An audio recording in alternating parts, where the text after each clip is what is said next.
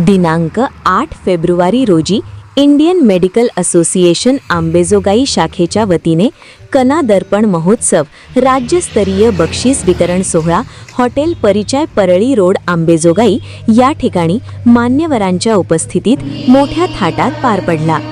यावेळी Indian medical association राज्याध्यक्ष doctor Santosh Kulkarni यांच्यासह प्रमुख पाहुणे म्हणून माजी नगराध्यक्ष Rajkishor Papa Modi, culture committee chairman Maharashtra राज्य doctor Rajesh Ingole, co chairman culture committee Pallavi Dodke, convener doctor Tukaram Munde यांच्यासह राज्यभरातून डॉक्टरांची संख्या लक्ष वेधणारी होती।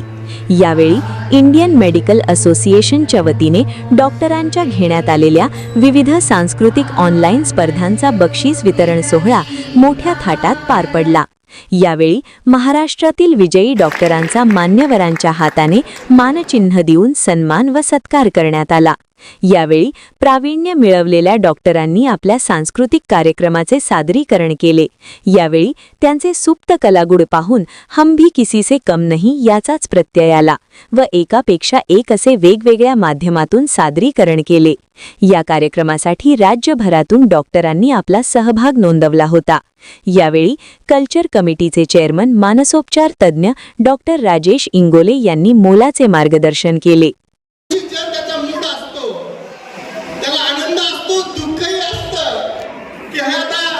माझ्या पोरीचं लग्न होतंय आणि माझी पोरगी आता चांगल्या घरी नांदायला जाणार आहे आणि त्याच वेळेस त्याला दुःख असतं की माझी पोरगी आता माझ्यापासून लांब जाणार आहे।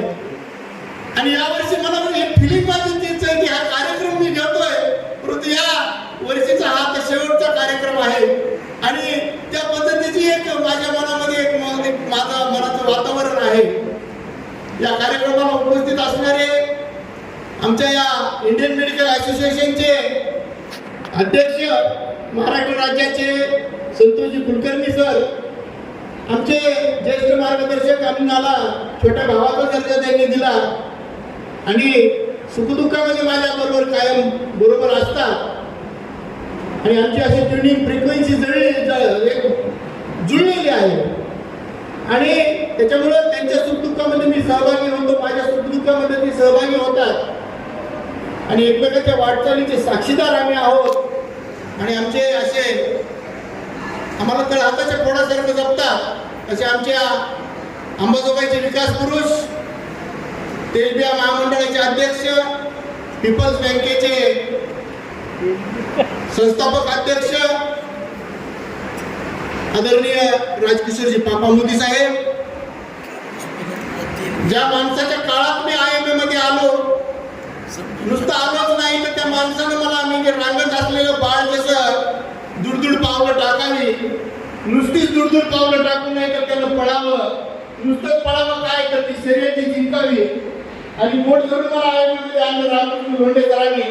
परंतु मला पहिली संधी दिली कल्चरल सेक्रेटरी म्हणून काम करण्याची आमच्या रवींद्रजी कुटे सरांनी आणि आज त्यांनी जी संधी दिली त्याचं सोनं झालं का नाही मला माहीत नाही, परंतु जे काही झालं त्याचं मला समाधान आहे, याच्यामध्ये मी खुश आहे। कारण हे जे काही होत आहे सांस्कृतिक समितीच्या या स्पर्धा होत आहेत सर, गेल्या 3 वर्षापासून मी सातत्याने घेतोय सर। मला बरेच माझे डॉक्टर्स मित्रांचे फोन येतात, लांब लांबून फोन येतात, नेवाशाहून, कुठं गोंदियाहून, वर्ध्याहून, धुळ्याहून, सर आम्हाला कधी तुमची स्पर्धा आहे, आता तुमच्या डान्सच्या स्पर्धा कधी आहेत सर, तुमच्या गाण्याच्या स्पर्धा कधी आहेत सर, तुमच्या रील्सच्या स्पर्धा कधी आहेत सर, कुणी कुणी क्रिएटिव्ह आयडिया देऊन जातं सर, तुम्ही एक छोट्या नाट्य स्पर्धा घ्या, नाट्य एकांकिका घ्या, छोटे छोटे एक पात्री हे घ्या। म्हणजे सांस्कृतिक समितीचा हा जो प्रवास आहे आज मला वाटतं सर की महाराष्ट्रातल्या मॅक्झिमम ब्रँचेसपर्यंत पोहोचविण्यामध्ये मी यशस्वी झालो आणि हे यशस्वी होण्यामागचं कारण आहे की या यशस्वी होण्यामागचं कारण इथं बसलेले आमच्या गानू मॅडम आहेत, इथं बसलेल्या आमच्या वृंदा कुलकर्णी मॅडम आहेत, इथं बसलेल्या आमच्या राजश्री सावंत मॅडम आहेत, स्टेजवर बसलेल्या आमच्या गीतांजली शर्मा मॅडम आहेत, आमच्या पल्लवी दोडके मॅडम आहे आणि सांस्कृतिक समितीमध्ये काम करणारे आमचे अमोल गीते असतील, जटाळ सर असतील, या सर्वांनी मला ज्या ताकदीनं साथ दिली आणि त्याच्यामुळे मी ही बीज रोवू शकलो आणि हे बीज आहे ते आता मला वाटतं की हळूहळू जर रोपाचं रूपांतर आता वटवृक्षात होत आहे। किंवा स्पर्धा घेणं म्हणजे काही साधी गोष्ट नाही सर, एखादं लग्न केल्यासारखं मला म्हणजे सगळ्यांना आम्हाला काम करावं लागतं की त्यांच्या एंट्रीज घेण्यापासून कुणाची एंट्री राहिली का, कुठं काय विसरलंय का, मग सगळ्यांचं हे करणं, पुन्हा त्याचं हे बघणं की ते त्याचं स्क्रुटिनी करणं, पुन्हा त्यांचे इथले विजेते स्पर्धक काढणं, पुन्हा विजेते स्पर्धक काढल्यानंतर एकमेकांचं बाळंतपण सांभाळणं. ते मला फोन करतात, सर माझं काय परफॉर्मन्समध्ये चुकलं होतं, मला का नंबर नाही. आणि ते सगळं करून मग एक आमचं फायनल लिस्ट निघते, त्याचं बक्षीस वितरण कुठं करायचं, काय करायचं. आणि हा इथपर्यंतचा हा प्रवास असतो. मला माझ्या टीमसाठी एक ओळ आठवते की या कबुतराच्या पिलाला गरुडाचे पंख तर लावता येतील सर, कबुतराच्या पिलाला गरुडाचे पंख तर लावता येतील, परंतु गगन भरारीचं वेळ हे मात्र रक्तातच असावं लागतं, कारण आकाशाची ओढी कधी दत्तक घेता येत नाही. या माझ्या टीमसाठी एकदा जोरदार टाळ्या होऊन जाऊ द्या. अरे माणसाचं आयुष्य समृद्ध कसं होतं, माणसाचं आयुष्य समृद्ध कशानं होतं? समृद्ध याच्यामुळे होतं की समृद्धता असणारी ही माणसं माझ्याजवळ आहेत, समृद्धता असणारी ही टीम माझ्याजवळ आहे. आणि म्हणून मी सुद्धा त्याच ताकदीनं काम करू शकतो. आता पल्लवी दोडके मॅडम म्हणल्या, गीतांजली शर्मा मॅडम म्हणले, आमचे पापाशेठ म्हणले, संतोष कुलकर्णी सर म्हणले, कुठे सर म्हणले की या माणसाच्या चेहऱ्यावरचं हास्यच कधी जात नाही, कारण माझ्या मनातच समाधान आहे. आणि ते समाधान जे आहे ते माझ्या तोंडातून, हास्यातून, माझ्या फेशियल एक्सप्रेशनमधून बाहेर निघतं. कारण प्रत्येक गोष्टीला, प्रत्येक परिस्थितीला मी तोंड देण्याचं सामर्थ्य माझ्या हृदयामध्ये आहे.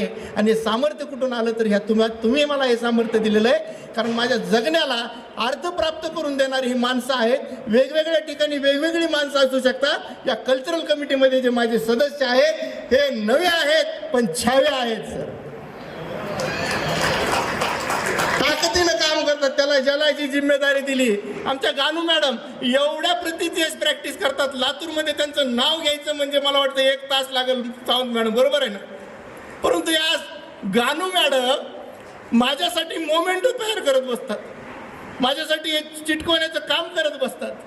आमचे योगेश मुळे सर इथं बसलेत, आता ते मोमेंटोचं काम करतात. तुमचा चार्ज त्यांना दिला गानू मॅडम आम्ही.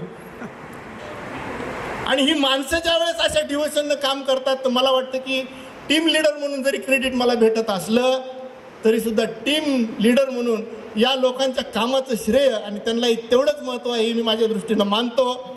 आणि एकच तुम्हाला सांगतो की या सांस्कृतिक समितीमध्ये काम करत असताना मला अनेक डॉक्टर्स म्हणतात की सर आम्हाला वेळ नसतो, वेळ काढायला पाहिजे.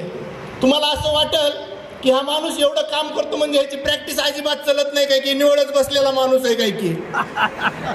पण इथले तुम्हाला माहीत असेल का नाही, माझी 90-100ची उपडी असते रोजची. आणि महाराष्ट्राच्या कानाकोपऱ्यातून माझ्याकडे पेशंट येतात. मी व्यसनमुक्ती तज्ञ आहे, मानसोपचार तज्ञ आहे. पापाशेठलाही माहिती आहे, मी कधी कधी त्यांचे सुद्धा फोन उचलू शकत नाही, परंतु ते समजून घेतात की डॉक्टर साहेबांचे पेशंट चालू असतील. आणि सकाळी 10 वाजल्यापासून ह्या पट्ट्या बसतो तिथं त्या दवाखान्यामध्ये, रात्री 8 वाजेपर्यंत तोंड सुद्धा वर करून मला बोलायला वेळ नसतो. एवढी माझी प्रॅक्टिस आहे. तुम्हाला असं वाटू देऊ नका की याला काहीच काम नाही, याची प्रॅक्टिस लईच खतरनाक बुज झालेली आहे काय की म्हणून इकडे ऍक्टिव्ह आहे, असा काही भाग नाही. प्रॅक्टिस बी चांगलीच आहे. संजू भाऊ आहे तिथं, आमचे पत्रकार मित्र आहेत. बऱ्याच वेळेस आमच्या पत्रकार मित्रांना सुद्धा तिथं मध्ये यायला वेळ म्हणजे त्याला बाहेरची मुलं सांगतात सर आता 6 शिवाय भेटत नाहीत, 7 शिवाय भेटत नाहीत, तुम्हाला वेळ घेतलेली आहे का, अपॉइंटमेंट घेतलेली आहे का. मग एक गोष्ट लक्षात ठेवायची, वेळ आपल्याला काढता आला पाहिजे. राजेशजी वावळी साहेब, महेंद्र मामा, वेळ काढताच आला पाहिजे आपल्याला. कारण जीवन जगतो सगळेच हो, पैसा सगळेच कमविणार आहेत, परंतु हे पैसा कमवून जीवन जगत असताना जर तुमच्या जीवनाला अर्थ नसेल, आनंद नसेल, तर मला वाटतं की त्या पैशालाही अर्थ नाही, जगण्यालाही अर्थ नाही.